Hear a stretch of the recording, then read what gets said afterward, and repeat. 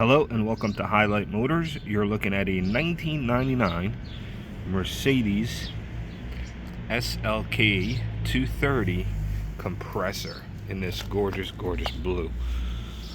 So this car is a hardtop convertible with AMG wheels. So I'm not sure if that's I'm assuming that's an extra package because it does say sport, so that might have been the AMG package at the time, 25 years ago. Car starts right up, drives, everything seems to be working fine, except the top.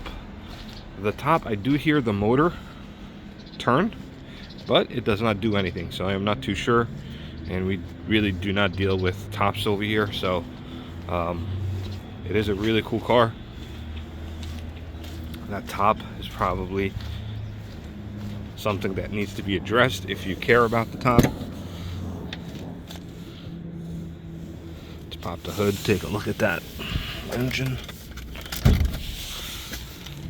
Interior could use a little love as well. I think it's priced accordingly, this car, for what it is.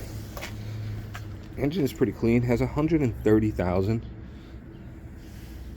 Runs pretty good. Starts right up. So, for a 25-year-old car, no check engine light, nothing like that.